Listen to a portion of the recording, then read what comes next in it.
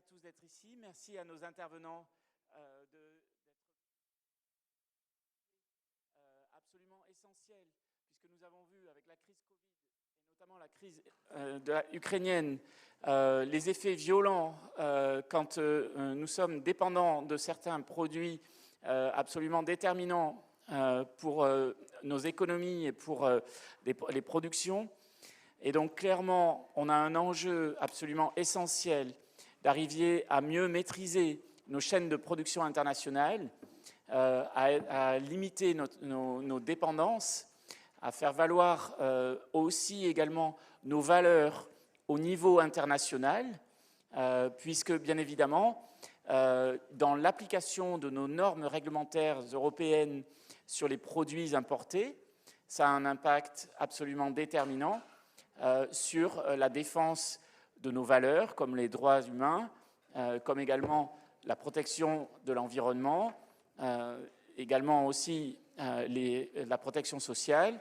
Donc clairement, nous devons arriver à la fois à regagner en souveraineté sur certains des produits pour lesquels nous sommes fortement dépendants et qui sont concentrés dans la production de certains pays qui utilisent le levier, bien évidemment, pour affaiblir l'Europe lorsqu'ils sont en divergence avec nos valeurs, avec nos stratégies.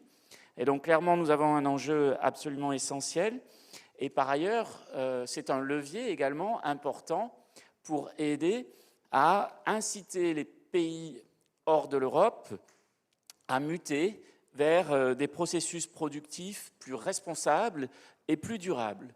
Et donc, nous avons par exemple, à partir de 2023, la mise en œuvre de l'application de la directive européenne Corporate Sustainability Reporting pour les entreprises de plus de 250 salariés qui sont dans l'Union européenne et qui vont devoir publier leurs critères environnementaux, sociaux et de gouvernance pour s'adapter rapidement en fait aux évolutions réglementaires qui sont donc accélérées par les conséquences de la pandémie et par également, bien entendu, notre transition climatique.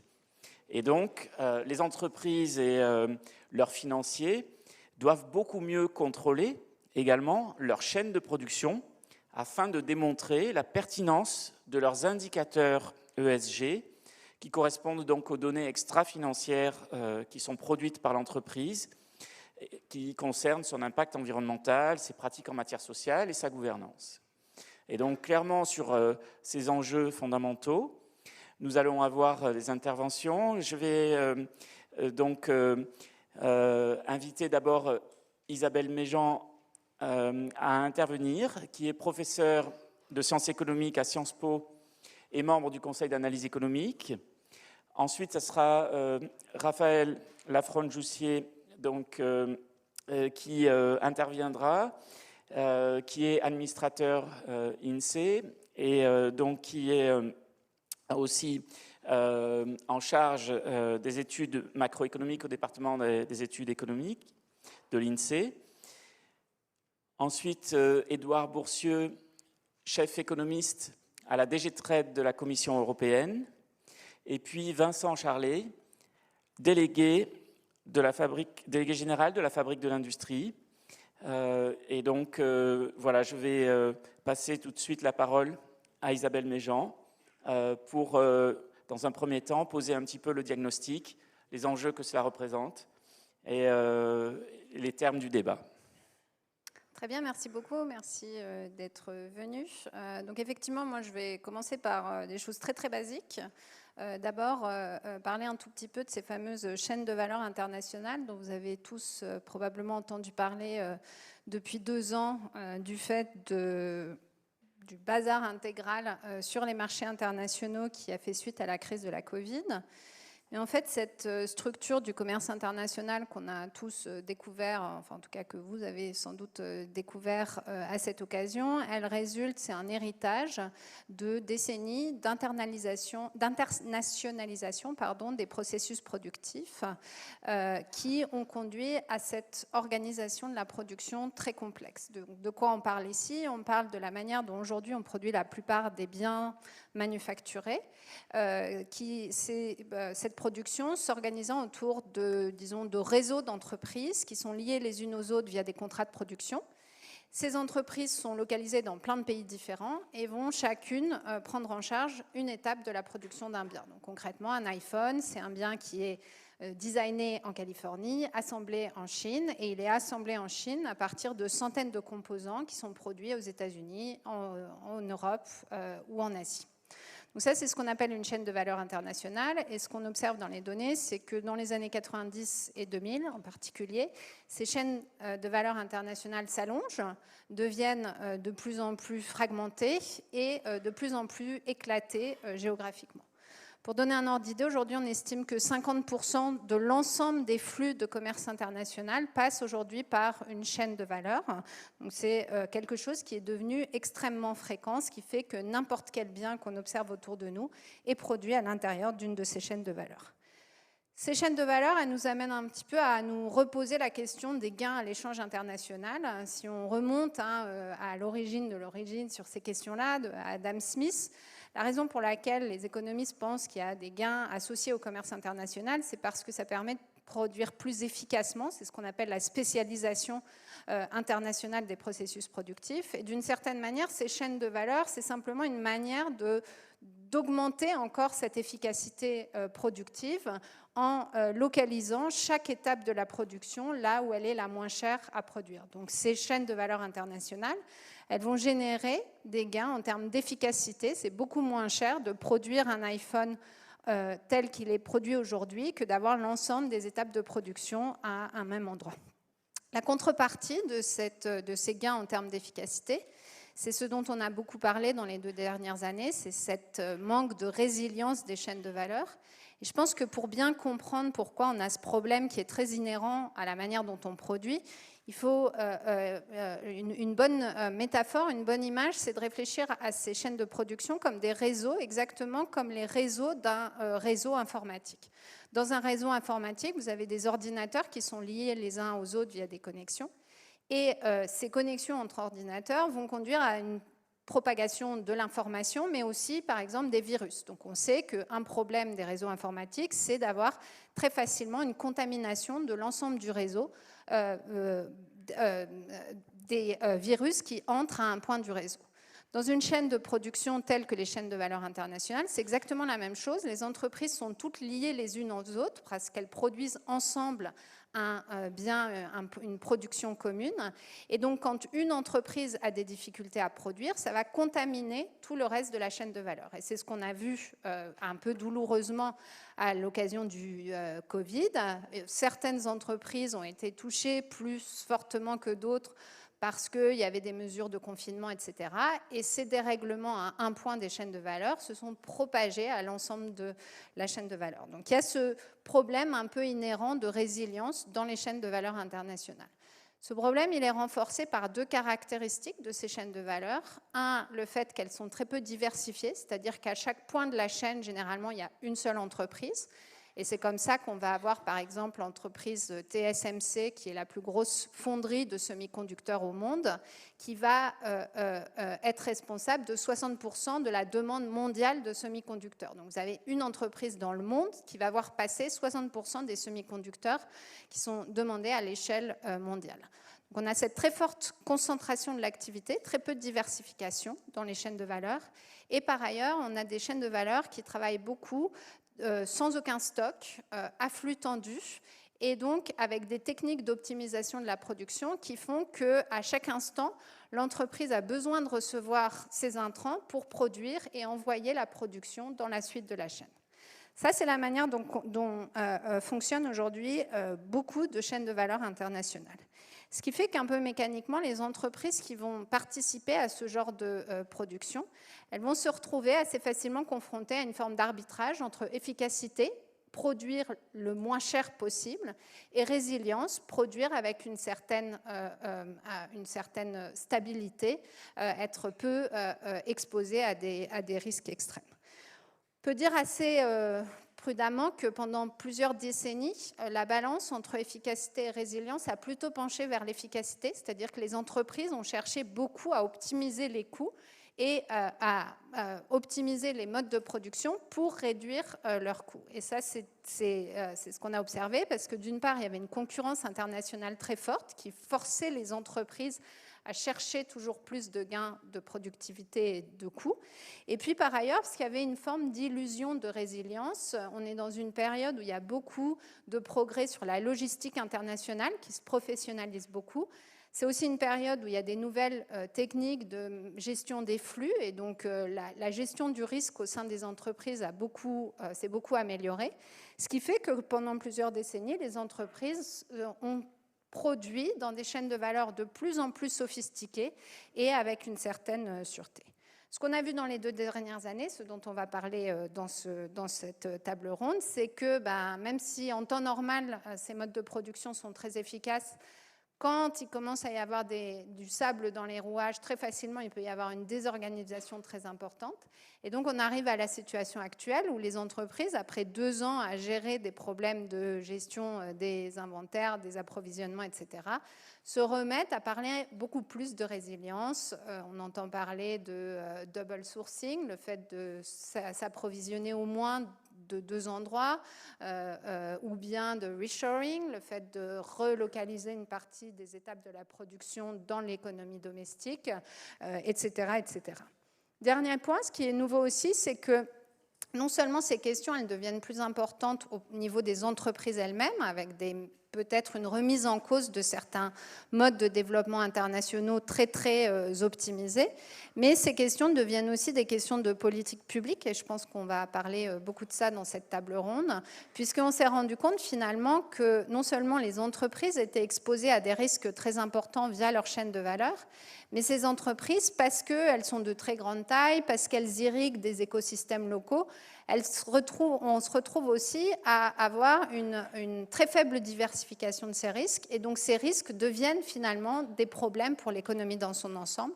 Et c'est comme ça qu'on est arrivé à la situation de 2020, où finalement les nouveaux thèmes de politique publique, ou parmi les nouveaux thèmes de politique publique, on a beaucoup entendu parler de résilience, de sécurisation des intrants critiques, etc., qui sont des nouveaux thèmes de politique publique. Je vais m'arrêter là, je ne veux pas trop dépasser, on peut en reparler, et voilà. Merci beaucoup. Donc, Raphaël Lafrange-Joussier, peut-être des questions sur est-ce qu'il est possible de repérer et peut-être de réparer des vulnérabilités des chaînes de production internationales, et peut-être est-ce qu'il est possible de tenir compte de l'empreinte environnementale de ces chaînes de valeur au niveau mondial, avec peut-être un système d'incitation pour pouvoir les réduire.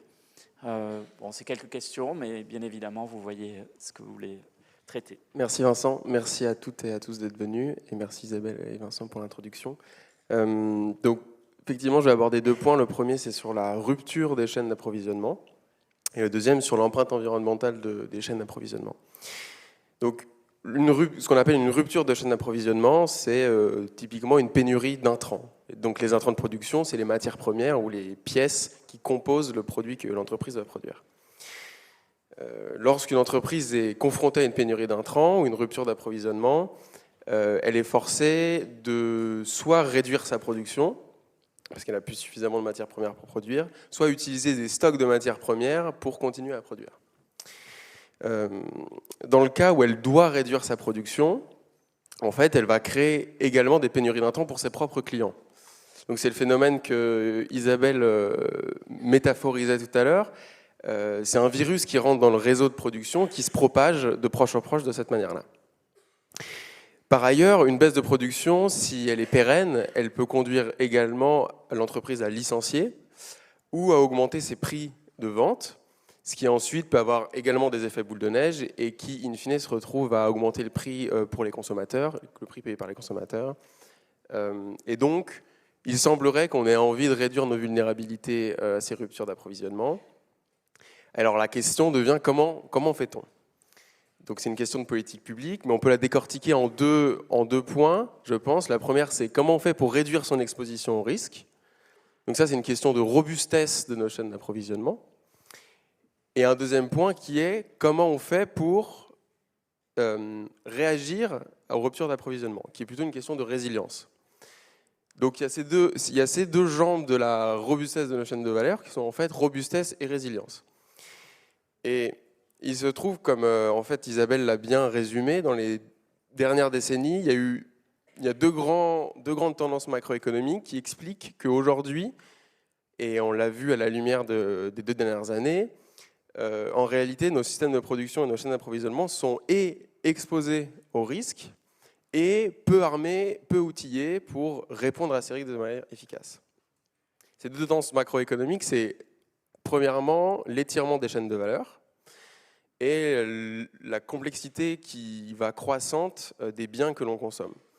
Donc, qui dit chaîne de valeur plus longue dit plus d'acteurs, et qui dit plus d'acteurs dit forcément un contrôle plus dilué sur ce qui se passe dans chacun des fournisseurs. Si on a un contrôle plus dilué, on a aussi plus d'incertitudes sur les délais de livraison, sur les quantités de production, sur la qualité de la production.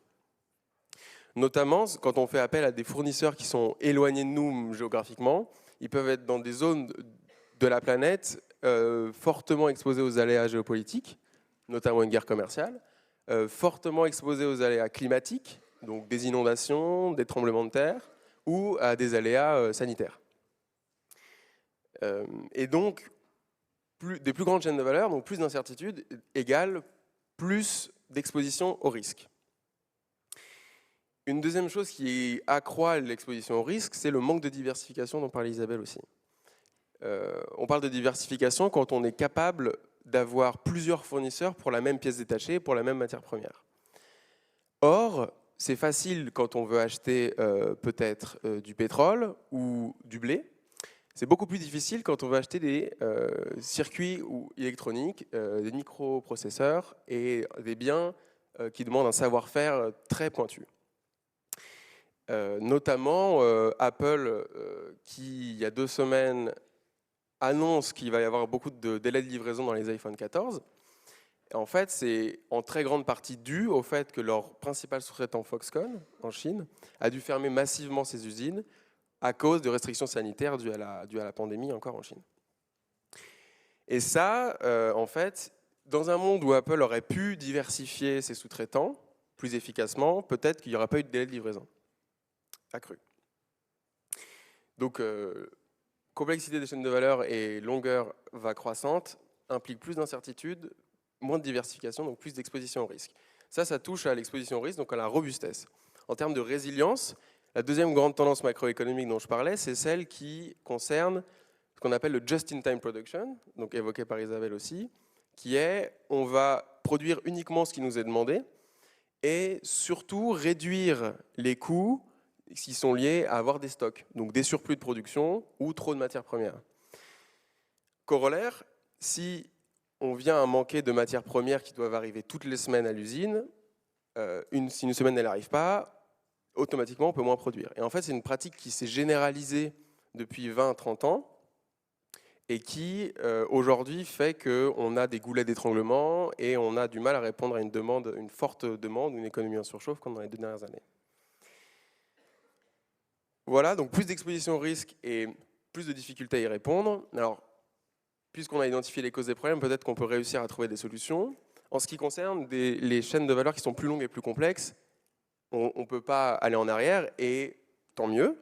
En revanche, on peut se poser la question de est-ce qu'on ne pourrait pas trouver des nouveaux fournisseurs, c'est-à-dire développer des compétences pour notamment les microcontrôleurs ou construire des puces, plus proches de nous, dans des zones où on contrôle mieux les aléas géopolitiques, les aléas climatiques ou les aléas sanitaires.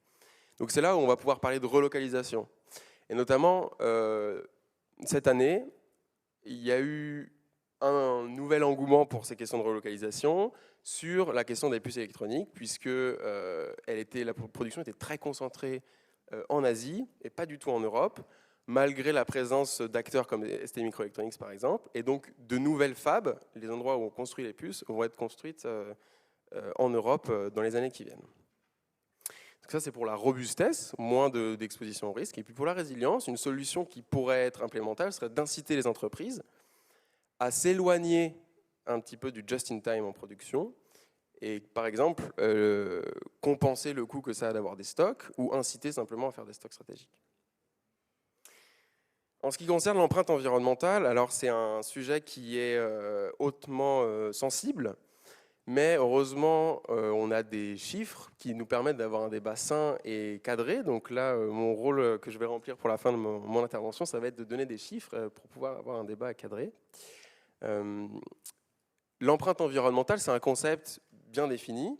Donc l'INSEE le définit comme, pour l'empreinte carbone d'un pays, l'ensemble des émissions de gaz à effet de serre nécessaires pour produire les biens qui concourent à la consommation d'un pays.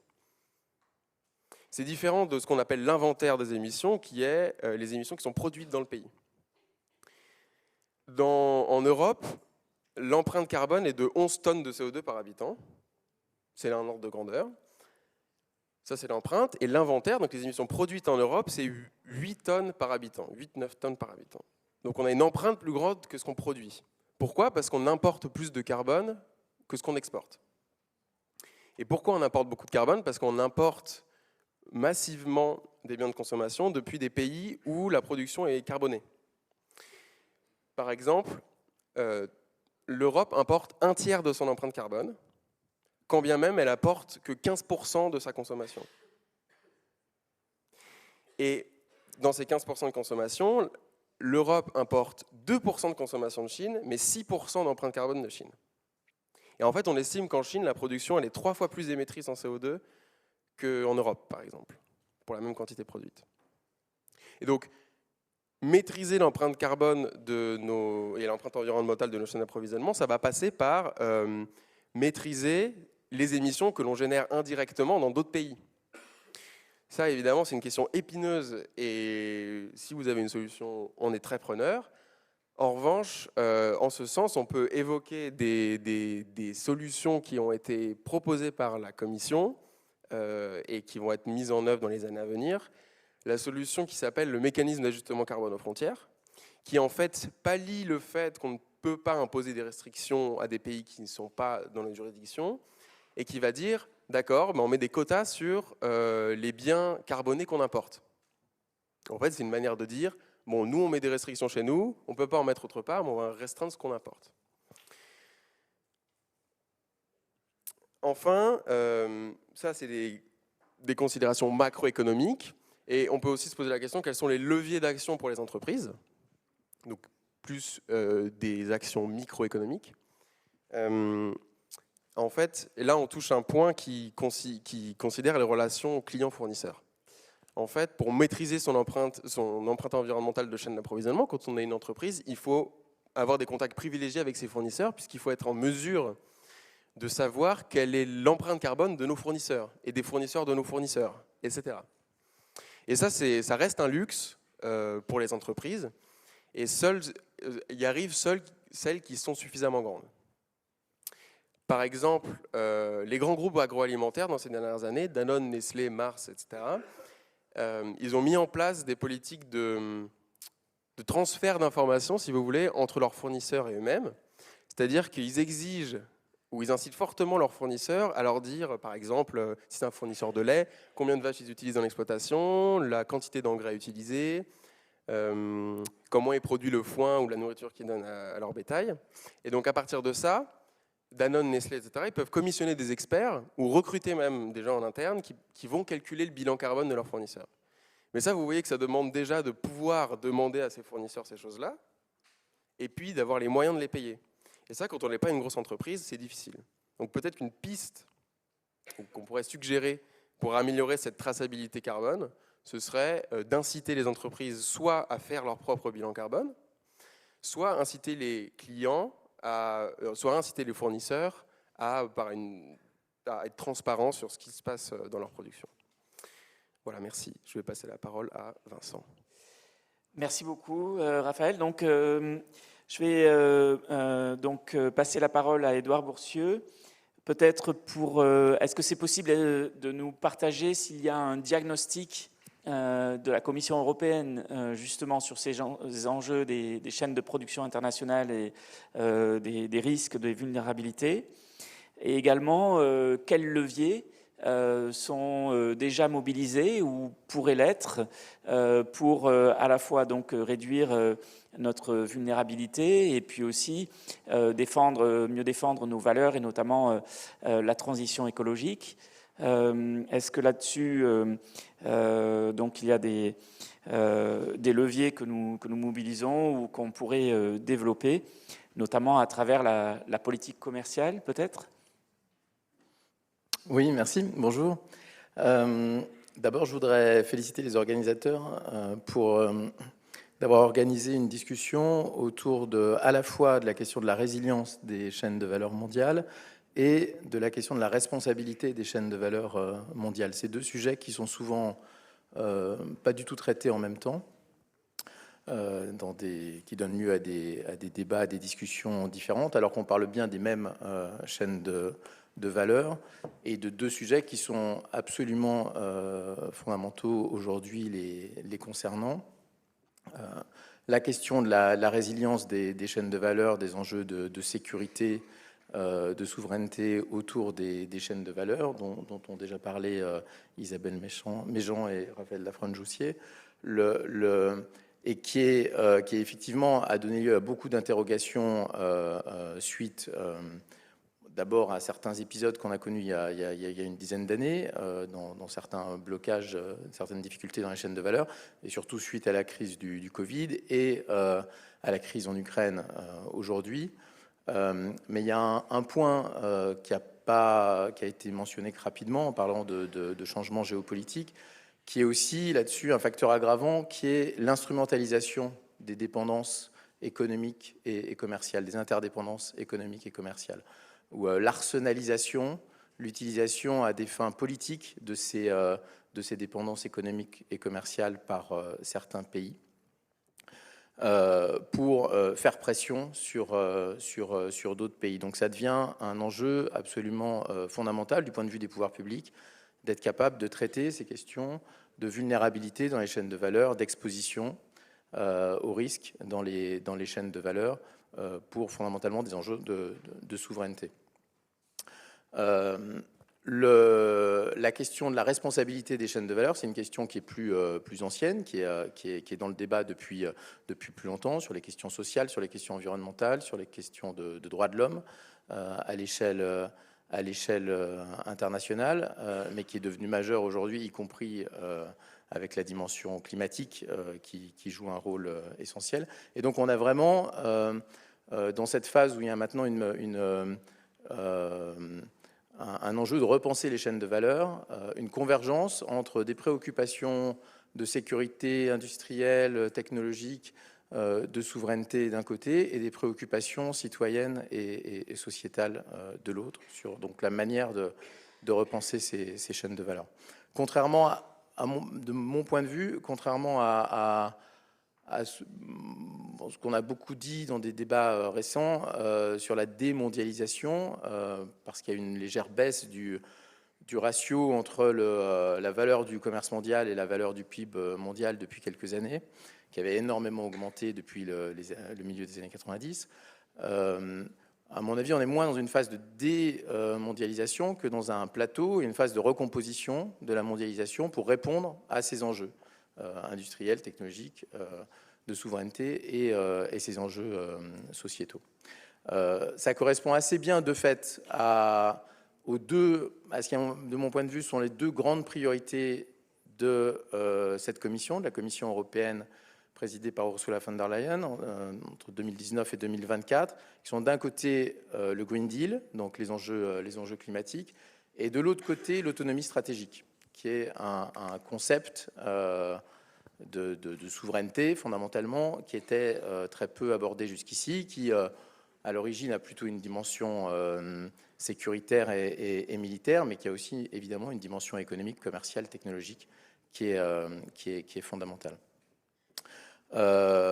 Donc il y a évidemment des actions qui ont été prises au niveau européen en fonction de ces deux grandes priorités qui répondent ou qui essayent de répondre à ces enjeux de recomposition des chaînes de valeur. Sur le plan environnemental, social, des droits humains d'abord, peut-être avant de parler des actions qui ont été prises jusqu'ici, je voudrais souligner une chose, qui est que du point de vue de la politique commerciale, du point de vue du commerce, c'est peut-être intéressant pour les étudiants en économie qui sont parmi nous, on est face à des bouleversements assez fondamentaux dans notre manière de voir les choses. D'abord, pendant très longtemps, le débat autour de la manière de voir la politique commerciale, les enjeux commerciaux, était très tiré par... beaucoup d'accent était mis sur les exportations et sur maximiser nos exportations avec une vision assez mercantile. Évidemment, depuis toujours, les économistes disaient que l'intérêt du commerce était beaucoup plus aussi dans les importations, mais c'est une question, les importations, qui ont été énormément négligées dans le débat public pendant très longtemps, la valeur notamment des importations. Ce qui se passe aujourd'hui, notamment les crises comme la crise liée au Covid, les ruptures d'approvisionnement ou la guerre en Ukraine, montrent bien l'importance du volet importation dans le commerce et la valeur des importations, l'importance de pouvoir s'appuyer sur des approvisionnements qui sont fiables et de produits qui sont de qualité, qui répondent aussi à certaines exigences. Donc là, on a un renversement assez total par rapport à la logique mercantiliste, et d'autant plus fondamental qu'aujourd'hui, on est même beaucoup plus dans les questions, les enjeux qui sont posés en termes de souveraineté par rapport à un pays comme la Chine ou avec la Russie aujourd'hui, dans des considérations en termes de contrôle des exportations, de restriction des exportations, parce qu'il y a des enjeux politiques, technologiques et de sécurité derrière. Donc ça, c'est un premier bouleversement assez fondamental qui marque vraiment l'univers du commerce international aujourd'hui. Le deuxième renversement, c'est que pendant des années, pendant tout l'après-guerre, on a vécu dans un monde où on s'était vraiment efforcé de développer un commerce fondé sur des règles qui répondent à la règle de droit, avec le GATT puis l'OMC qui jouait un rôle fondamental dans la régulation des échanges internationaux. Tout ça a été énormément bousculé depuis quelques années, et le commerce fondé sur des règles et bousculé par les rapports de force et l'importance des rapports de force aujourd'hui. Ce qui, pour l'Union européenne, est un enjeu particulier, parce qu'évidemment, l'Union européenne elle-même est une construction qui est entièrement fondée sur la règle de droit, sur des règles, qui était très à l'aise dans le système commercial multilatéral qu'on connaissait jusqu'ici, qui est beaucoup moins à l'aise dans un monde de rapports de force, qu'elle doit aujourd'hui mieux appréhender. On développe des instruments aujourd'hui, on apprend à parler le langage de la puissance aussi du point de vue européen aujourd'hui, mais c'est un autre bouleversement assez fondamental. Et le troisième bouleversement, c'est que depuis toujours, l'accent principal de la politique commerciale de l'Union européenne, c'était le système multilatéral, donc l'engagement avec l'ensemble des pays de la planète, notamment au sein de l'Organisation mondiale du commerce. Beaucoup aussi ces dernières années, les négociations commerciales bilatérales avec un certain nombre de partenaires commerciaux. Aujourd'hui, ce qui caractérise beaucoup plus la politique commerciale de l'Union européenne depuis quelques années, et ça c'est un troisième bouleversement total, c'est l'importance des instruments autonomes, donc de la dimension unilatérale de notre politique commerciale. Les instruments qu'on développe de manière autonome, les exigences qu'on pose de manière autonome à l'entrée du marché européen vis-à-vis des importations du reste du monde. Et il faut arriver à penser l'articulation entre ces trois dimensions. Mais ça aussi, c'est un renversement absolument fondamental. Donc pour en venir aux deux sujets fondamentaux qui nous occupent, la question de la responsabilité des chaînes de valeur et la question de la résilience des chaînes de valeur.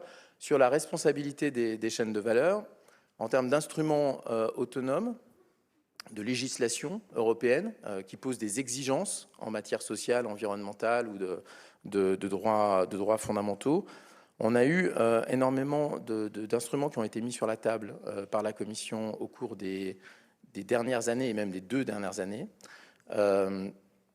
Donc d'abord l'ajustement carbone aux frontières, qui est un instrument essentiel du point de vue de la lutte contre le changement climatique, sachant notamment qu'on a cette disjonction entre l'empreinte environnementale européenne et les émissions en Europe, et évidemment le fait que l'Europe elle-même ne représente qu'une petite part des émissions à l'échelle mondiale, 8%, et que l'enjeu est beaucoup plus d'obtenir de nos grands partenaires qu'eux-mêmes prennent des mesures ambitieuses pour lutter contre le changement climatique.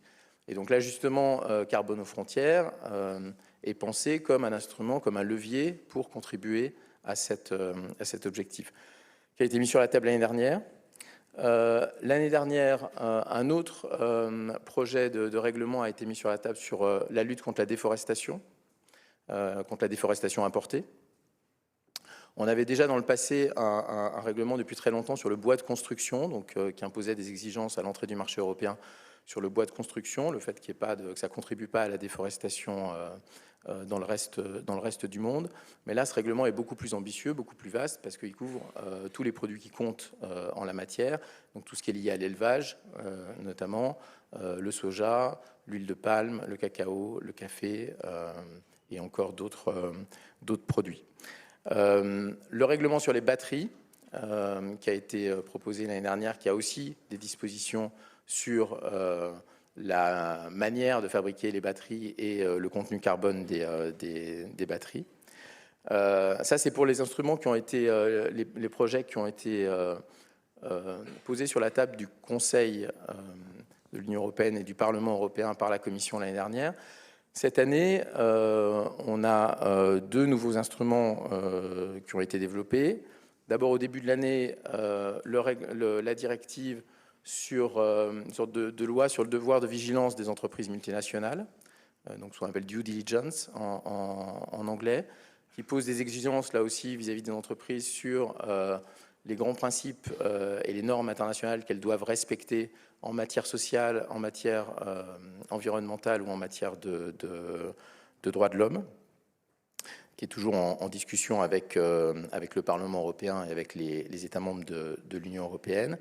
Et puis, plus récemment, en septembre, la proposition de la Commission sur la prohibition de la mise sur le marché en Europe de tous les produits qui pourraient contenir du travail forcé, qui aurait pu être produit en s'appuyant sur des travailleurs emprisonnés ou forcés de toute autre manière.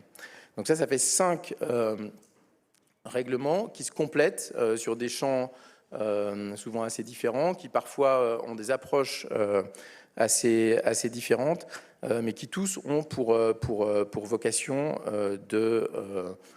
d'introduire plus de responsabilité dans les chaînes de valeur, et qui s'ajoute à celui qu'a mentionné Vincent Ossillou tout à l'heure sur la directive en cours de révision sur le reporting extra-financier, donc sur les obligations aussi de reporting des entreprises sur tous les aspects qui sont sociaux, environnementaux, etc. Je passe maintenant à la question de la résilience dans les chaînes de valeur.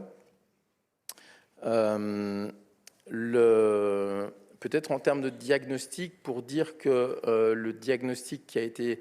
Donc c'est une question qui a énormément préoccupé les pouvoirs publics européens depuis 2020.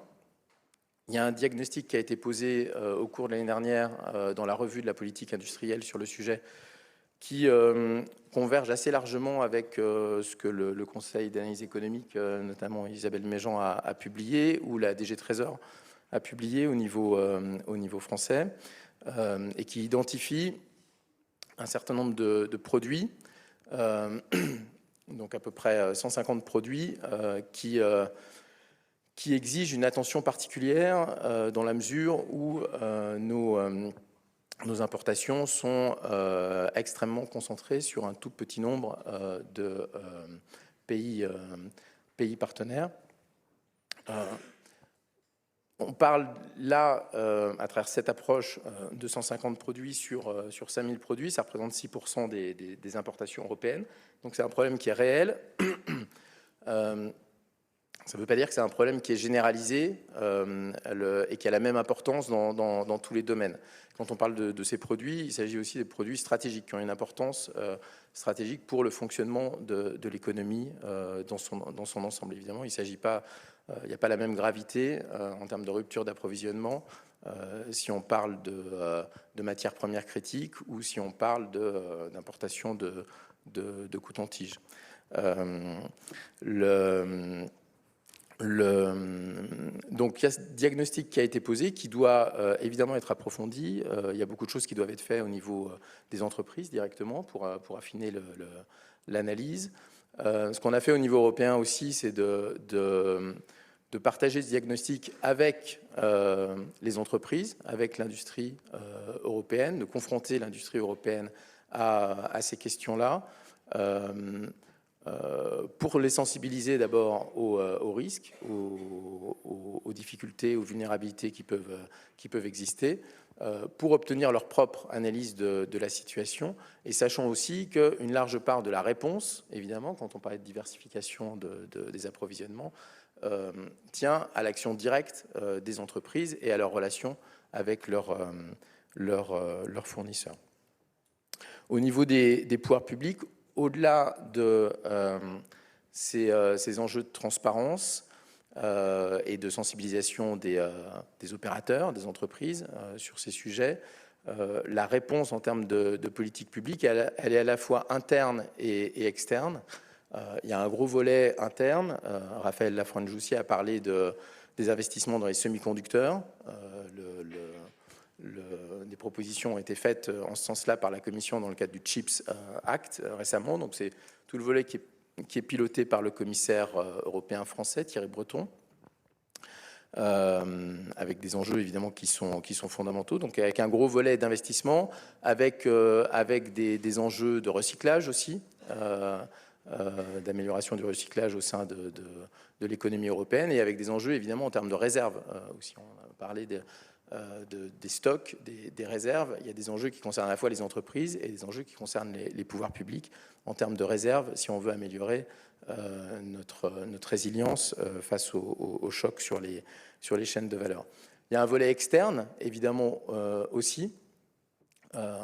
Et le commerce ne fait pas seulement partie du problème, d'une certaine manière, des risques qui peuvent être créés, mais il fait aussi partie de la solution. Et la diversification de nos approvisionnements, de nos importations, fait partie de la solution. Pour ça, on a développé un réseau d'accords bilatéraux, d'accords commerciaux bilatéraux depuis déjà plusieurs années avec plus de 70 pays dans le monde. C'est le réseau d'accords bilatéraux le plus important à l'échelle mondiale, qui est très utile dans cette perspective. Un exemple, depuis le début de l'année, la fabrication d'engrais en Europe est énormément perturbée par la guerre en Ukraine. À la fois parce que la Russie était un des plus gros exportateurs d'engrais vers l'Europe, et évidemment c'est fondamental pour nos systèmes agricoles, pour notre production agricole, et parce que la fabrication des engrais elle-même est très intensive sur le plan énergétique, dépend beaucoup du gaz. Et évidemment, avec l'envolée des prix du gaz, la production d'engrais en Europe est devenue extrêmement difficile, notamment d'engrais phosphatés. Donc on a vu une baisse de plus de 70% de la production d'engrais en Europe, sans possibilité d'augmenter la production en Europe facilement, à un moment où on en avait vraiment besoin.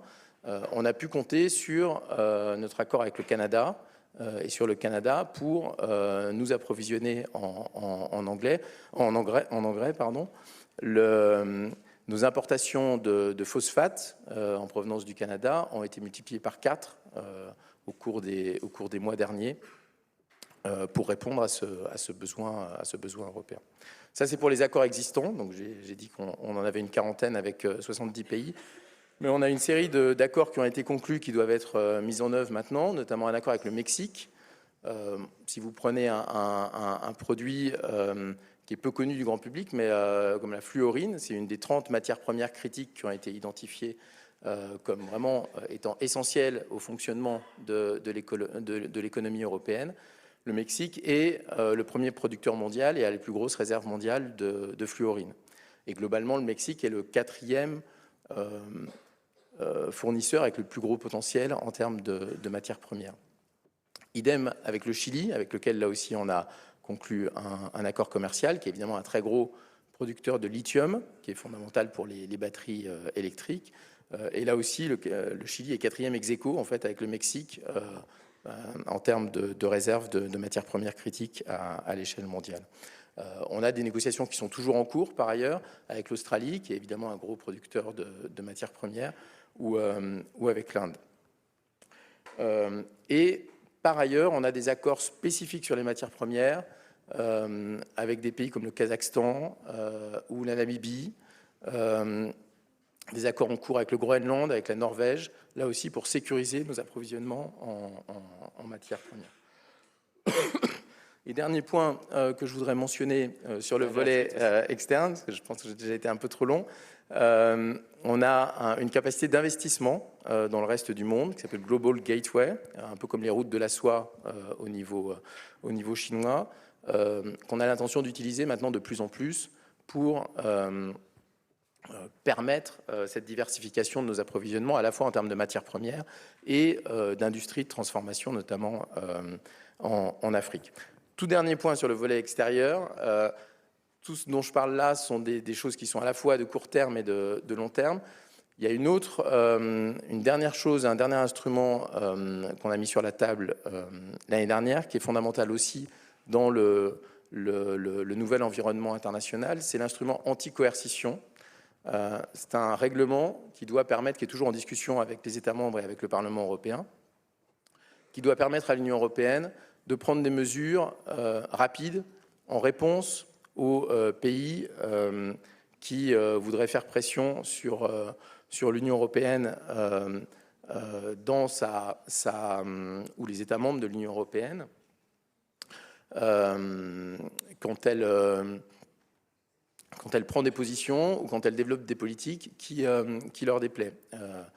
On parle beaucoup de la Chine dans ce contexte, donc je ne vais pas en rajouter sur la Chine, mais on a eu sur un cas de figure tout à fait qui tombe tout à fait dans ce cadre-là, avec l'attaque sur les géants du numérique, par exemple, où les États-Unis menaçaient de prendre des sanctions commerciales contre l'Union européenne si on s'attaquait aux géants du numérique. C'est important dans ce type de configuration d'être équipé, ce qui n'était pas le cas jusqu'ici, d'un instrument qui nous permet de répondre efficacement à ce type de pression par des contre-mesures européennes. Et sans même prendre ces contre-mesures, la simple existence de cet instrument est déjà une force de dissuasion face aux grandes puissances qui souhaiteraient s'attaquer à l'Union européenne et empêcher l'Union européenne de développer les politiques légitimes qu'elle souhaite pouvoir développer. Voilà, je m'arrête ici. Merci Édouard. Donc Vincent Charlet, peut-être une question sur comment sécuriser l'approvisionnement, la maîtrise des chaînes de valeur afin de renforcer notre souveraineté industrielle, notamment le sujet énergétique, puisqu'on sait que c'est un sujet absolument essentiel en ce moment. Oui, merci. Alors bonjour à toutes et tous. Effectivement, on a tous le sentiment d'avoir manqué ou avoir entendu parler de pénurie en semi-conducteurs, en terres rares, en gaz et pétrole, en cuivre, etc. etc. Et c'est vrai. Donc la question est pourquoi est-ce qu'on en arrive là, ou pourquoi est-ce qu'on en est arrivé là, et qu'est-ce qu'on peut faire pour s'en sortir? Vous comprenez bien, à la lumière de tout ce qui a été dit jusqu'à présent, si c'est difficile, c'est parce qu'en fait, c'est une interprétation personnelle, mais on est à la lisière, en réalité, ou au domaine d'affrontement presque, entre la géopolitique et l'économie, pour faire court. Entre le cours de Sciences Éco et la GGSP, si jamais il y a des lycéens ou des étudiants dans la salle. C'est pour ça que c'est compliqué, et c'est pour ça qu'on aura besoin de talents frais et motivés pour réussir à faire avancer cette question. Par exemple, Isabelle a dit tout à l'heure, 80% des semi-conducteurs de dernière génération sont aujourd'hui produits à Taïwan. Est-ce que c'est grave? L'économiste dit bah non, pas tellement. Enfin, ça permet qu'ils soient moins chers que si on les faisait nous-mêmes. Du coup, on a des iPhone 14 qui sont moins chers. On rigole, mais enfin, en tout cas, qui sont moins chers que ce qui serait si jamais les puces étaient faites en Europe. À ça, le diplomate dit non, mais vous plaisantez ou quoi? Si demain la Chine envahit Taïwan et fait main basse sur les productions de semi-conducteurs, que par mesure de rétorsion, les États-Unis interdisent à leurs partenaires commerciaux, dont les États européens, d'utiliser la moindre puce fabriquée à Taïwan devenue chinois, on aura l'air malin. Nos voitures seront bloquées, nos téléphones ne marcheront plus, etc. Et l'économiste lui rétorque, il est impossible matériellement de faire ça en Europe, ça nous coûterait bien trop cher, d'ailleurs on n'y arriverait pas, on ne sait plus le faire. Bon. C'est pour ça que c'est compliqué. Pourquoi est-ce qu'on en est arrivé là? En gros, pour faire court, parce que l'Europe fait partie de ces États qui se sont désindustrialisés. C'est-à-dire qu'on a accepté que la fabrication, que l'acte manufacturier soit confié à des partenaires commerciaux. Ça a été dit tout à l'heure, on a joué le jeu de la règle en abandonnant ou en faisant presque semblant d'oublier le rapport de force. Dans le même temps, les États-Unis se sont désindustrialisés, eux aussi, mais n'ont pas oublié la question du rapport de force. Ils sont restés une puissance militaire incontestable, une puissance numérique incontestable également. L'Europe n'a pas véritablement poursuivi cet objectif-là. Et donc, on se retrouve à avoir cultivé ou parié sur notre prospérité à venir. On a misé sur l'innovation, des secteurs intensifs en connaissances, à fort potentiel de croissance, en oubliant que le creuset de tout ça, c'est l'industrie. Où est-ce que les entreprises montent en gamme? Où est-ce que le progrès technique s'incarne? Où est-ce que les gens montent en compétences? C'est dans l'industrie. Et donc, si on mise sur les connaissances, mais qu'on n'a plus les entreprises industrielles, eh ben, on mise soit à perte, soit on fait le pari que nos partenaires commerciaux seront toujours bienveillants. Et on découvre aujourd'hui que ce n'est pas le cas. Qu'est-ce qu'on fait pour sortir de là? Évidemment, c'est compliqué. Et les exemples abondent pour en attester. Je fais une page de pub au passage. La Fabrique d'Industrie est moins connue que Sciences Po ou la Commission européenne. Donc, la Fabrique d'Industrie, c'est un laboratoire d'idées. On n'est pas laboratoire universitaire. On produit des études aussi sérieuses que possible, mais qui nous sont posées par les industriels eux-mêmes. En gros, les industriels nous payent pour qu'on réponde à leurs questions, même quand les réponses les dérangent. C'est ça qu'on fait. Et donc, tout ce que je vous dis là est consigné dans les études que vous pouvez vous procurer gratuitement, librement sur Internet, sur le site de la Fabrique. Donc, ces crises d'approvisionnement ont été nombreuses, multiples et récurrentes. Semi-conducteurs dans l'automobile, puis le cuivre, puis semi-conducteurs toujours dans l'automobile, puis les terres rares, puis encore une fois les semi-conducteurs. L'automobile a traversé plusieurs crises de semi-conducteurs. Qu'est-ce qu'on en déduit? Que globalement, les gens n'ont pas fait grand-chose pour se sortir de cette situation. Du côté des entreprises, quand la pénurie survient, évidemment, elles s'affolent, éventuellement elles licencient ou elles ferment boutique.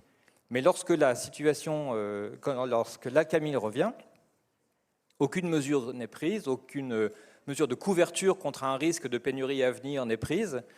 C'est comme si, en fait, tout calcul fait, la rentabilité du commerce international, lorsque tout va bien, l'emportait largement, c'est un peu ce que tu as dit, l'emportait largement sur les risques de pénurie et de surcoût lorsque, d'un seul coup, les chaînes d'approvisionnement se tendent. Du côté des pouvoirs publics, c'est pas mieux. Depuis le temps qu'on en parle de cette situation, ça fait plusieurs décennies, il n'y a pas une liste de composants critiques ou de matières premières stratégiques ou de ce que vous voulez. Il y a des listes. Il y a des listes dans différents ministères et différentes administrations qui sont renouvelées, mais pas remplacées, qui ne sont pas compatibles entre elles. Donc ça avance doucement, c'est une litote. Mon boulot n'est pas de distribuer des mauvais points. Si ça avance doucement, c'est que c'est compliqué. Et que même quand les industriels ou les administrations publiques tentent de faire quelque chose, ça ne marche pas toujours.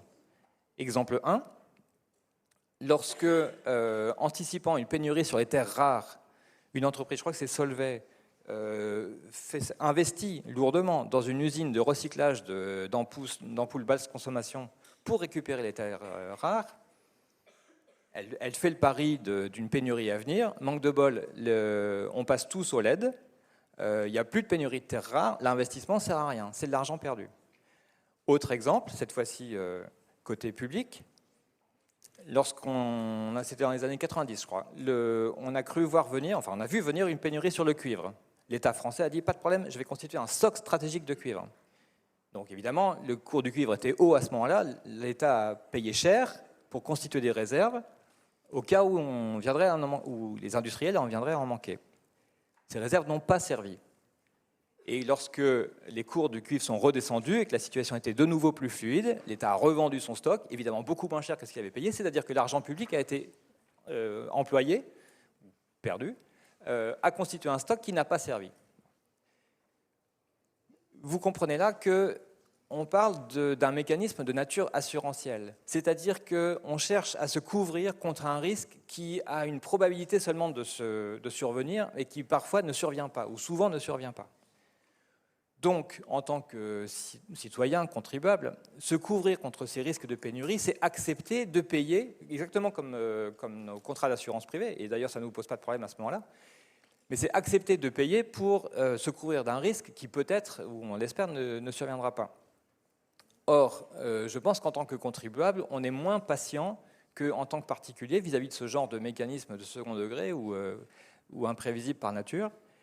Et en 1997, sauf erreur, la Caisse française de matières premières a été fermée, donc celle-là même qui avait fait ses stocks stratégiques de cuivre, parce qu'on s'est dit non, mais c'est bon, ça sert juste à dilapider de l'argent, exactement comme on a fermé ou laissé fermer les stocks de masques et les usines qui produisaient les masques. On a fini par dire, mais ça nous coûte un pognon de dingue, ça sert à rien, on arrête. Bon. On est toujours dans ce genre de dilemme-là. Et la montée des tensions géopolitiques aujourd'hui est en train de nous faire regretter d'avoir cru dans les bienfaits du doux commerce ou d'un commerce apaisé. Pour réussir à se sortir de cette situation, je ne connais pas d'autre solution que le travail de titan ou de fourmi, ou les deux à la fois, c'est-à-dire, c'est exactement ce qui vient d'être décrit, faire un diagnostic aussi précis que possible de nos dépendances les plus criantes et voir comment on peut les pallier. En diversifiant nos approvisionnements, par exemple. Mais soyons lucides, la réindustrialisation prendra énormément de temps, et la relocalisation de certaines étapes de la chaîne de valeur est un mécanisme très incertain.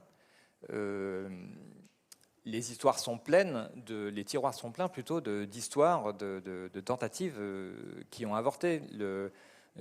La dernière en date, on nous a annoncé un investissement lourd dans des nouvelles usines de production de puces, de microprocesseurs en Europe. Bon, les industriels du secteur nous disent, vous savez, les étapes amont de la production des microprocesseurs, c'est-à-dire le raffinage des terres rares dont on a besoin pour fabriquer les semi-conducteurs, et les étapes aval de cette production, c'est-à-dire le packaging des puces pour pouvoir ensuite les brancher sur les téléphones, et la fabrication d'ailleurs des téléphones eux-mêmes, tout ça est encore en Asie. Donc on a relocalisé un maillon de la chaîne de valeur, pas les autres, ni en amont ni en aval, on verra bien ce que ça donnera. Dernier point sur l'énergie. On a là, effectivement, on traverse une situation particulière de dépendance qui nous coûte cher et nous fait mal. Deux observations, parce que on a publié des travaux là-dessus récemment. D'une part, on a tendance parfois à la fois à exagérer et à minimiser le rôle joué par notre dépendance à l'égard de l'étranger dans cette crise énergétique. Pourquoi je dis ça? D'un côté, si les prix de l'énergie et de l'électricité sont aujourd'hui si élevés en France, c'est à moitié seulement à cause de la situation en Ukraine et de l'envolée du prix du gaz. Mais pour une autre moitié, ce sont des problèmes purement domestiques, en l'occurrence l'indisponibilité du parc nucléaire et les problèmes qu'a eu EDF dans la maintenance de son parc. Donc, s'imaginer que c'est à cause de dépendance ou à cause d'un manque de souveraineté dans notre production qu'on paye notre électricité si chère n'est qu'à moitié vrai. Nous serions allemands, l'électricité nous coûterait aujourd'hui 2 fois moins cher. À l'inverse, on a tendance, ce qu'il ne faut pas minimiser pour le coup, c'est le fait que dans un scénario de long terme où on va, normalement, on peut imaginer qu'à horizon 2050, on finira par arriver à redonner à la France une capacité à produire son énergie et peut-être même à l'exporter, comme c'était le cas jusqu'à présent.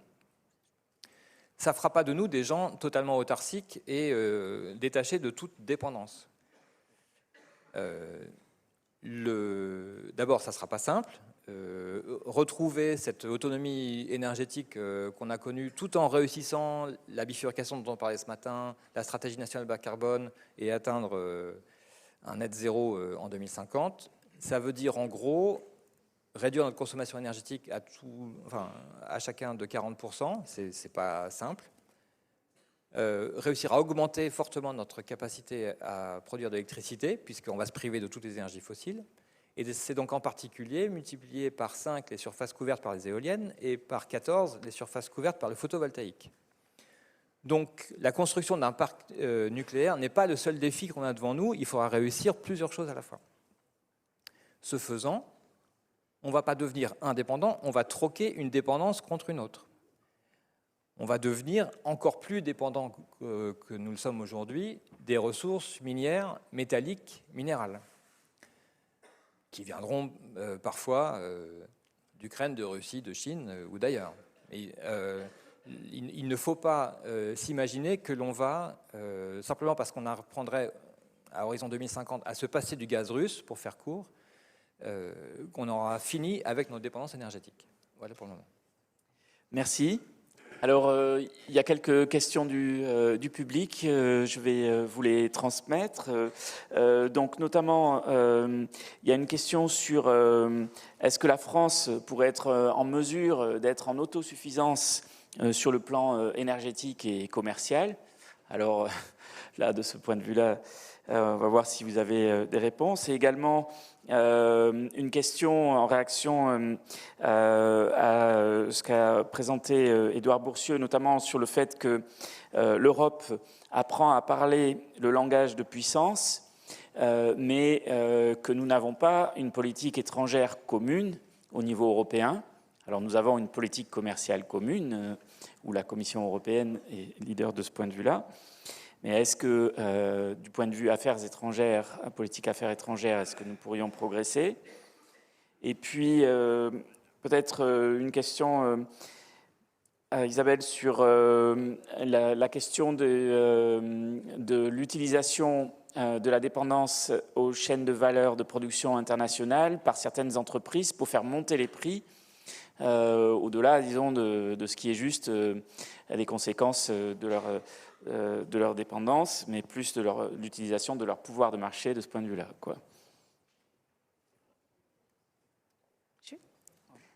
Alors deux choses. D'abord, est-ce que la France peut atteindre la souveraineté toute seule? Non, mais la France a sans doute une chance dans cette affaire, c'est de participer au marché unique, qui est un marché qui a une taille très importante et qui a une taille géopolitique à l'échelle internationale qui est tout à fait conséquente. Donc juste pour donner un ordre d'idée, quand on parle de commerce international, l'Union européenne dans son ensemble satisfait sa demande intérieure à hauteur de 85%, donc c'est 15% de la demande intérieure de l'ensemble des citoyens européens qui dépend du reste du monde. Et de ce point de vue-là, l'Europe, tout comme les États-Unis ou la Chine, est un marché qui est assez fermé, en fait, finalement, au commerce international. Donc d'abord, l'autonomie de la France dans le commerce international, il est atteint grâce à l'accès au marché unique. Et ça, c'est toujours très important de le rappeler, notamment auprès des étudiants, parce qu'on entend beaucoup parler des limites de l'Europe, de l'insatisfaisante intégration politique européenne. Mais il y a une chose qui est un atout majeur pour des pays petits comme la France, c'est le marché unique.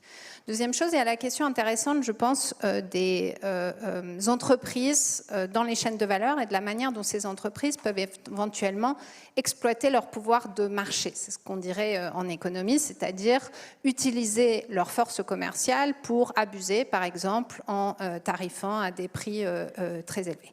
Ça, c'est une question qui est très intéressante parce que ce qu'on observe sur données d'entreprise, c'est qu'au cours du temps, l'économie a tendance à se polariser sur des très très grandes entreprises. Donc les entreprises sont plus hétérogènes qu'il y a 20 ans, avec des très très grosses entreprises qui vont être responsables d'une part très importante à la fois de la valeur ajoutée, du commerce international et globalement de fonctionnement de ces chaînes de valeur internationales. Et parallèlement, à la fois au niveau national, il y a une concentration très importante du pouvoir économique au sein de très peu d'entreprises, mais parallèlement, le commerce international va pousser beaucoup la concurrence. Donc les entreprises sont grosses à l'échelle d'un pays, mais aujourd'hui, leur marché étant international, elles se retrouvent elles-mêmes confrontées à une concurrence très féroce auprès d'autres très grandes entreprises localisées dans différents pays. Donc finalement, la balance, elle n'est pas très très claire. Il y a beaucoup de travaux sur ces questions-là, notamment qui comparent ce qui se passe aux États-Unis, en Europe. Vous savez sans doute que l'Europe a été construite très fortement sur l'intégration du marché unique et le développement de la politique de la concurrence. La politique de la concurrence, la DG concurrence de la Commission européenne a toujours été un élément très important de la construction européenne. Et la conséquence de ça, c'est que par rapport à d'autres zones dans le monde, les entreprises européennes ont finalement moins de pouvoir de marché que ce qu'on peut avoir dans d'autres pays où on voit des situations concurrentielles qui sont très problématiques. Donc, de ce point de vue-là, encore une fois, il y a un intérêt de la construction européenne telle qu'on l'a connue. Mais la contrepartie de ça, c'est que quand on insiste beaucoup sur la politique de la concurrence, quand on fait en sorte de systématiquement mettre en concurrence les entreprises, on empêche la construction de champions internationaux qui, eux, vont être concurrentiels sur les marchés internationaux. Et donc, finalement, les débats qu'on a aujourd'hui, il y a des débats nouveaux de politique économique sur la résilience, il y a des nouveaux, au niveau européen, il y a aussi un renouvellement des questions de politique industrielle qui ont été discutées tout à l'heure. Et ces questions de politique industrielle, finalement, elles viennent contrebalancer un peu de nombreuses discussions de politique publique qui ont eu lieu dans les 20-30 dernières années, qui concernaient surtout la concurrence.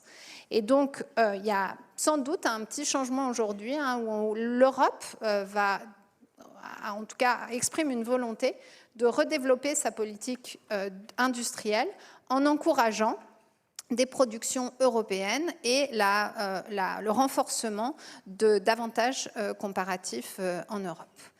Voilà. Oui. Isabelle, merci d'avoir répondu à la question sur la souveraineté en termes commerciaux de la France, mais tu as recentré le débat sur l'Europe, et j'aimerais faire la même chose pour la souveraineté énergétique. En réalité, j'ai l'impression qu'il y a une chose pas si connue sur le marché de l'électricité, la manière dont ça fonctionne en France, comment on s'approvisionne en électricité. Il faut savoir qu'en réalité, aujourd'hui, le marché de l'électricité est intégré à l'échelle européenne. Et que donc notamment, ça veut dire que l'électricité produite par nos centrales est utilisée par nos voisins allemands, nos voisins en Pologne, etc. Ça implique aussi que dès lors qu'on a des centrales qui sont en maintenance, avec une production d'électricité qui diminue, ou lorsqu'il y a une demande momentanée qui croît beaucoup pour l'électricité, on va faire appel à l'électricité qui est produite loin, notamment par des centrales à charbon en Pologne. Et donc, la question de la souveraineté énergétique en France, je pense qu'il faut qu'elle se recentre sur une souveraineté européenne, parce que c'est ce qui est déjà en cours d'être fait. Ça compte sur le marché de l'électricité. Puis ensuite, il y a d'autres thématiques sur le gaz, le pétrole et puis les énergies renouvelables. Mais voilà, c'était un point de précision pour recentrer le débat. Édouard, oui, si. Donc sur la question sur l'Europe n'a pas de politique étrangère commune alors qu'elle a une politique commerciale commune, donc est-ce que c'est une limite ? Oui, clairement, c'est une limite, c'est une difficulté sur laquelle on bute aujourd'hui. Il faut néanmoins la relativiser. Moi, j'ai tendance à être plutôt optimiste. D'abord parce que ça ne nous empêche pas, sur beaucoup de sujets, d'agir de concert et de peser ensemble. Par exemple, l'accord il y a quelques années sur le nucléaire iranien pour essayer d'arrêter le programme nucléaire iranien. L'Europe a joué un rôle absolument central et fondamental en tant qu'Union européenne, aux côtés des États-Unis et de certains États membres européens, dont la France, enfin la France et le Royaume-Uni. Mais l'Europe en tant que telle a joué un rôle absolument fondamental. Donc il y a quand même une capacité d'action en termes de politique étrangère à l'échelle européenne. Deuxième point, ça bouge. D'abord, je pense qu'il y a une réalisation quand je parlais d'autonomie stratégique tout à l'heure, c'était un mot qui existait beaucoup en France, qui était absolument tabou au niveau européen jusqu'à il y a quelques années. l'arrivée de Donald Trump au pouvoir aux États-Unis a aidé certains États membres au sein de l'Union européenne à voir qu'il fallait probablement plus se prendre en main nous-mêmes. Et donc il y a eu beaucoup de convergences qui ont été opérées au niveau européen à ce moment-là, en matière de politique étrangère, en matière de politique de défense et de perspectives qui ont été dessinées. Il y a eu une convention citoyenne récemment à l'échelle européenne dont c'était une des principales conclusions aussi. Et il y aura peut-être une réforme des traités dans les années qui viennent, dont ce sera évidemment un des sujets qui devrait être discuté. Il y a aussi des possibilités plus techniques de passerelles pour des votes à la majorité qualifiée en matière de politique étrangère, mais bon, qui sont plus techniques. Mais ça bouge aussi de manière très concrète, et y compris très récente, avec le changement d'environnement international suite à la crise en Ukraine. Immédiatement, très vite, l'Union européenne a pris des mesures de toutes sortes, de sanctions contre la Russie, d'une ampleur absolument inédite, inégalée, et qui ont, je peux vous dire qu'elles ont sérieusement impressionné nos partenaires à Washington, par exemple, qui ont toujours considéré que sur les sanctions, l'Union européenne traînait un peu des pieds, n'était pas capable de se mettre d'accord, manquait d'ambition, etc. Là, pour le coup, on a été extrêmement ambitieux tout de suite, et on a utilisé des instruments qui avaient été développés un peu sous le radar, qui n'avaient pas fait tellement de bruit, finalement, qui n'avaient pas été tellement disputés, comme la Facilité européenne pour la paix, qui était dotée de 500 millions d'euros, dont le budget a été augmenté, qui permettait de fournir des matériels militaires à des pays tiers. Elle n'avait jamais été utilisée. En un coup, on a franchi toutes les étapes. On a fourni des armes létales à un pays tiers. Ce n'est pas nécessairement des armes létales qui avaient vocation à être fournies par cette Facilité européenne pour la paix. On a fourni des armes létales à un pays en guerre. C'est encore autre chose que fournir des armes à un pays qui n'est pas en guerre. Et à un pays en guerre contre un pays membre du Conseil de sécurité et une puissance nucléaire. Donc on a quand même été capable au niveau européen d'aller très vite et en allant au-delà du budget initial alloué. Maintenant, le lien avec la politique commerciale. La politique commerciale, effectivement, c'est une politique qui est proprement européenne, où on a les moyens de nos ambitions à l'échelle européenne. Et ce qui est intéressant, c'est que, comme je disais tout à l'heure, le commerce est de plus en plus utilisé à des fins politiques maintenant à l'échelle mondiale. De ce point de vue-là, c'est quelque chose que nous, on était réticents à faire au niveau européen jusqu'ici, évidemment. Mais si on doit le faire, si on doit défendre nos intérêts, on a la capacité de le faire. On a à la fois la capacité institutionnelle, à la majorité qualifiée si nécessaire, et on a le poids. On reste la première puissance commerciale mondiale, si on prend la valeur totale de nos importations et de nos exportations de biens et de services. On est le premier partenaire de 80 pays dans le monde, donc la moitié des pays membres de l'OMC. La Chine, ça doit être le premier partenaire d'une quarantaine de pays dans le monde et les États-Unis d'une vingtaine de pays dans le monde. Donc on a un poids vraiment considérable qu'on est capable d'utiliser. Et quand je parlais tout à l'heure du développement de l'instrument anti-coercition, je pense que c'est objectivement quelque chose dont on parle assez peu, mais qui est une des contributions concrètes les plus importantes au développement de l'autonomie stratégique européenne, au développement de la capacité européenne à définir ses propres intérêts, à agir dans son intérêt, sans se laisser influencer, sans se laisser impressionner par les pays tiers, à développer des politiques qui vont dans son intérêt. Et tout dernier point, pour revenir à la question des sanctions contre la Russie dans le conflit en Ukraine, là aussi, on a travaillé de concert avec les États-Unis, avec le Royaume-Uni, avec le Japon sur la définition de nos sanctions.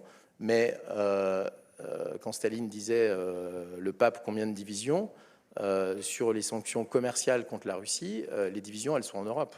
On représente plus d'un tiers des exportations russes.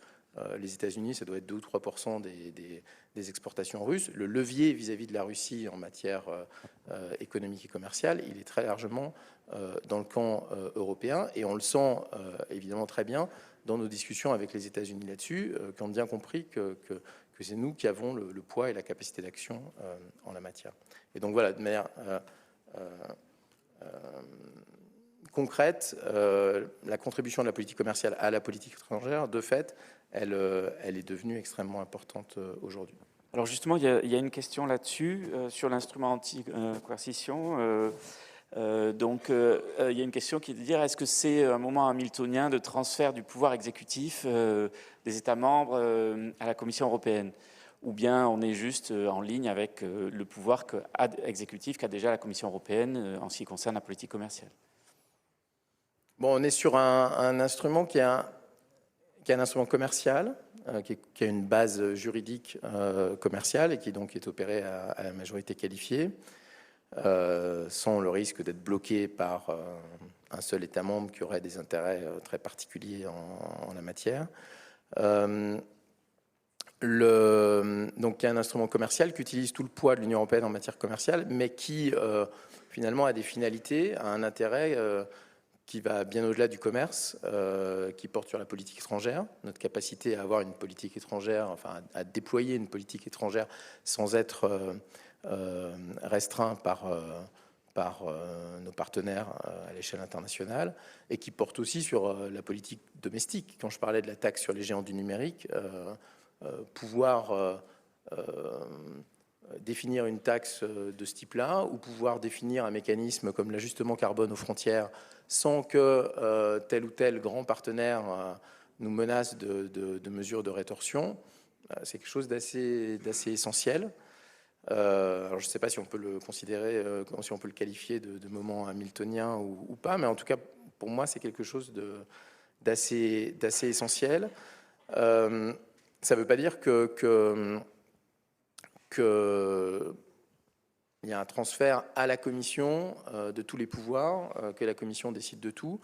C'est dans une large mesure pour permettre l'autonomie stratégique européenne, donc au niveau européen et au niveau des États membres, pour permettre, si un État membre comme la France le souhaitait sur la taxe sur les géants du numérique, de développer certaines législations, de le faire, et d'avoir une sorte de couverture européenne pour le faire. Ça ne veut pas dire que tout est transféré au niveau européen. Et puis c'est quelque chose, on avait cette capacité à déployer rapidement, cette capacité juridique en fait, parce qu'on marche encore quand même beaucoup sur la base d'instruments juridiques au niveau européen, on avait cette capacité-là à adopter des contre-mesures très vite dans certains cas, comme on l'a fait par exemple sur l'acier face aux États-Unis quand Donald Trump a adopté des droits de douane sur l'acier qui n'avaient aucun fondement, soi-disant pour des questions de sécurité, y compris vis-à-vis de ses alliés au sein de l'OTAN. On a pu adopter en l'espace de quelques semaines des contre-mesures à l'échelle européenne qui ont pesé très fort. Ça, on pouvait le faire juridiquement dans ce type de cadre à l'échelle européenne, mais on avait un trou dans la raquette quand c'était quelque chose qui n'était pas ouvertement contraire aux règles de l'OMC ou qui pouvait invoquer d'autres motifs, on n'était pas nécessairement capable d'agir. Et donc, l'objectif de cet instrument, c'est de vraiment nous donner les moyens d'agir quand on a besoin d'agir pour défendre nos intérêts. Alors, une question peut-être aussi enfin, d'abord, alors, il y a peut-être un problème de connexion sur les questions. Donc, s'il y a des gens qui ont des questions dans la salle qui ne m'ont pas été transmises, peut-être vous pouvez faire un signe et vous pourrez les exprimer. Mais sinon, en attendant, il y a peut-être une question sur le diagnostic qu'a exprimé notamment Vincent Charlet sur le fait qu'on avait avant une agence qui gérait des consommations, enfin des matières premières ou des consommations intermédiaires un peu stratégiques. Est-ce qu'on ne peut pas penser à quelque chose à faire au niveau européen de ce point de vue-là, de l'instaurer au niveau européen, puisqu'on sait que de ce point de vue-là, on arrivera probablement à mieux le gérer et avoir une influence plus forte pour diversifier nos approvisionnements, assurer les stockages et aussi, bien entendu, inciter à la production en Europe. Alors, je ne sais pas quelles seraient vos réactions là-dessus. Est-ce que là, ça serait une initiative à prendre au niveau européen ? peut-être réagir. Je pense d'abord la manière dont ça a été présenté par Vincent, je pense est vraiment pertinente. Il faut réfléchir à ces questions-là du point de vue assurantiel. Et une assurance, ça coûte cher et souvent ça sert à rien. Donc il faut accepter de gâcher quand on veut se couvrir contre des risques. La deuxième chose, c'est la question du diagnostic, c'est-à-dire que je pense, moi, ce qui m'a beaucoup étonnée à l'occasion de ces débats sur la résilience, c'est qu'il y a une très forte méconnaissance de la puissance publique de l'outil productif, et cela alors même qu'il y a énormément de données. Donc, Raphaël peut en parler mieux que moi, il travaille à l'INSEE. À l'INSEE, il y a énormément de données sur les entreprises. On connaît très bien finalement, on a les moyens, on a la matière première pour connaître très bien le tissu économique. Et en fait, on se rend compte que sur des questions de risque, on a une méconnaissance très importante de l'exposition au risque des entreprises. Donc il y a une question de diagnostic qui a sans doute un peu progressé. Tout à l'heure, Vincent disait que c'était des questions qui étaient là depuis 30 ans. Je ne pense pas que ça soit vrai. Pour moi, c'est des questions, en tout cas de mon point de vue et de mes rapports avec la puissance publique, c'est des questions qui sont arrivées de manière un peu nouvelle, mais à un moment où finalement on avait sans doute perdu la connaissance, on a raté un peu la cartographie de ce type de risque. Mais là, pour le coup, c'est assez facile de corriger le tir parce qu'encore une fois, on a énormément de données qui nous permettent d'abord de faire ce diagnostic, de repérer un peu les zones de fragilité. On a beaucoup de matières premières pour faire ça, mais ce qui est difficile, c'est que pour faire ce genre de diagnostic, il faut quand même avoir un peu une vision prospective, c'est-à-dire qu'ici, aujourd'hui, je pense qu'à peu près tout le monde est capable de dire pour faire face à une pénurie, il faudrait avoir des stocks stratégiques de masques et puis sans doute un peu de Doliprane et puis différents principes actifs qui permettent d'avoir des traitements assez rapidement. Le problème, c'est que les risques qui sont devant nous, ce n'est pas forcément des risques pandémiques, c'est des risques qui sont très multidimensionnels. On l'a vu, la géopolitique est revenue ici sur les devants de la scène, le sanitaire, les risques climatiques sont très importants. Et donc, pour avoir une vision assez fine de ces risques, de ces questions, de ces problèmes de fragilité dans les approvisionnements, il faut cartographier, mais en ayant en tête des scénarios de risque. Et ça, c'est pas facile à faire. C'est pas quelque chose qui est dans le domaine très standard de la politique publique. Ça existe un petit peu, puisque la politique publique, c'est aussi les questions de sécurité, mais les questions de sécurité ont beaucoup été historiquement circonscrites à des domaines très spécifiques de l'économie. C'est-à-dire que oui, le risque est quelque chose qu'on tient en compte, par exemple, quand on réfléchit à des questions de souveraineté dans le domaine de la défense ou dans le domaine sanitaire. On sait construire des stocks stratégiques sur des scénarios de risque extrêmes. Aujourd'hui, ce qu'on voit, c'est que les risques sont sans doute plus multivariés, donc il faut être un petit peu plus créatif, à la fois dans les scénarios auxquels on pense, et puis aussi dans le domaine des politiques publiques, c'est-à-dire que sur les politiques publiques, il n'y a pas de boîte à outils toute faite, on n'a pas la boîte à outils de la politique publique de la résilience, et donc il faut réfléchir à ces questions-là aussi en étant un petit peu créatif. Il y a des choses qui peuvent être faites qui passent par de l'investissement, c'est ce dont on a parlé, le CHIPS Act, c'est une manière de réindustrialiser et d'acquérir une indépendance grâce à de l'investissement, mais il y a d'autres choses qui peuvent être faites. Et je vais juste donner un exemple européen, parce que je pense que c'est un très bon exemple.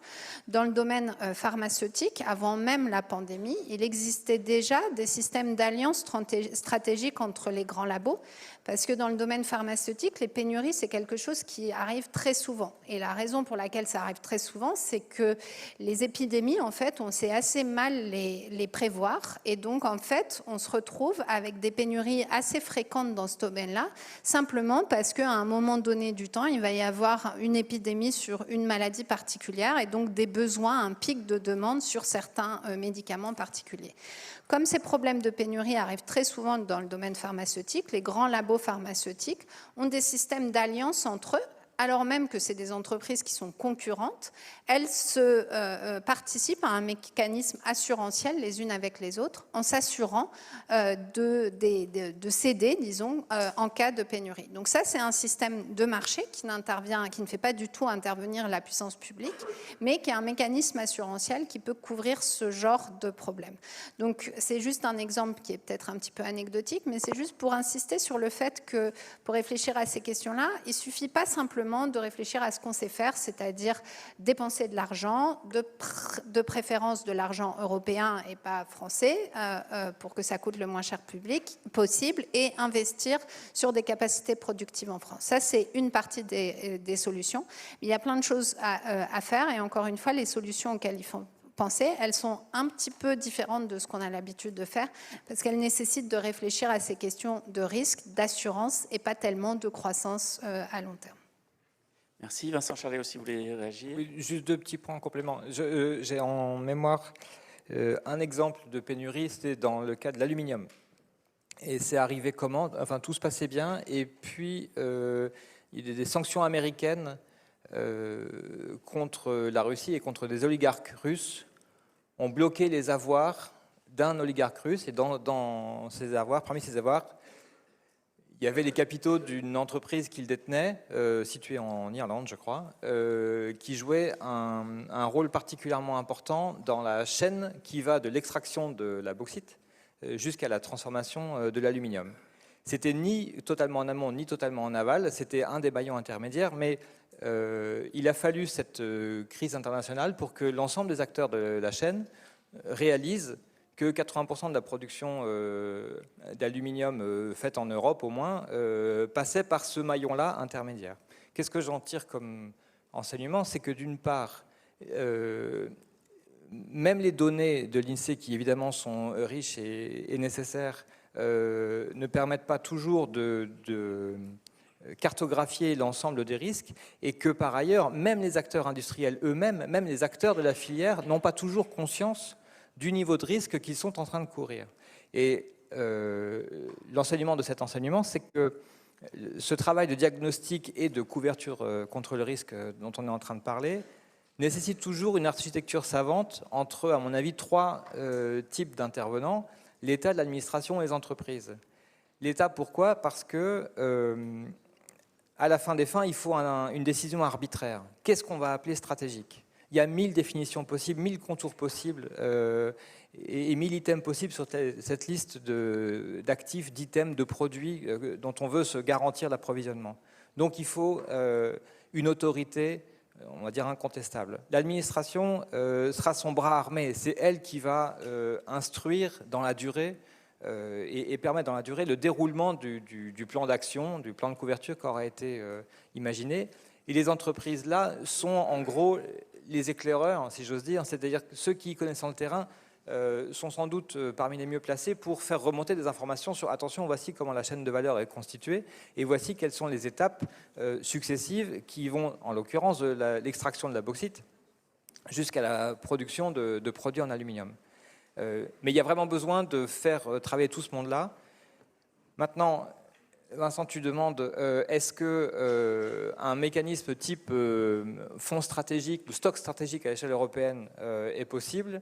Je pense qu'on a franchi un pas dans cette direction avec les achats groupés, aussi bien médicaments que bientôt de gaz. Imaginer des stocks stratégiques, on va dire, décidés en commun par les partenaires européens me paraît un tout petit peu compliqué à l'heure actuelle. Merci beaucoup. Alors, nous sommes arrivés à la fin de notre temps imparti. Merci à tous.